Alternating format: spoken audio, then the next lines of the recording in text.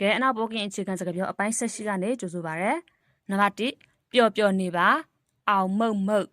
အောင်မုတ်မုတ်စိတ်မပူပါနဲ့တာခုလကြီးတာခုလကြီးစိတ်ပူတာကိုတာခုလို့ပြောတယ်တာခုလကြီးစိတ်မပူပါနဲ့နောက်တစ်ခေါက်စူးစမ်းကြည့်ကလဇတ်ထိုင်နမ်ဘလန်ကလဇတ်ထိုင်ပြန်စူးစမ်းပါနမ်ဘလန်နောက်တစ်ခေါက်လောက်ကလဇတ်ထိုင်နမ်ဘလန်ခဏဆောင်ပါခိုနမ်ဖလာခိုနမ်ဖလာခိုဆောင်ပါနမ်ဖလာခဏလောက်ခိုနမ်ဖလာခဏဆောင်ပါမြန်မြန်ရှောက်ရာဖာဖလိုက်ဖလိုက်ရာဖာရှောက်သည်ဖလိုက်ဖလိုက်မြန်မြန်ရာဖာဖလိုက်ဖလိုက်မြန်မြန်ရှောက်လိမ့်လိမ့်မမနေပါအောင်ရန့်ရန့်ရှာရှာအောင်ရန့်ရန့်ရှာရှာယူတာပါအောင်တော်တော်လောင်လောင်အောင်တော်တော်လောင်လောင်တော်တော်လောင်လောင်ယူသားသည်ပေါ့နော်ယူသားတာကိုတော်လောင်လို့ပြောတယ်သူများကိုယူသေးပါဆိုရင်ရုပ်ရံပခုကားစိတ်ရုပ်ရံယူသေးသည်ပခုကားအခြားသူတွေကိုရုပ်ရံပခုကားစိတ်အခြားသူတွေကိုယူသေးပါ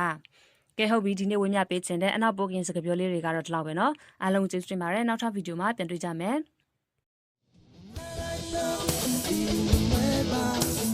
Let's go.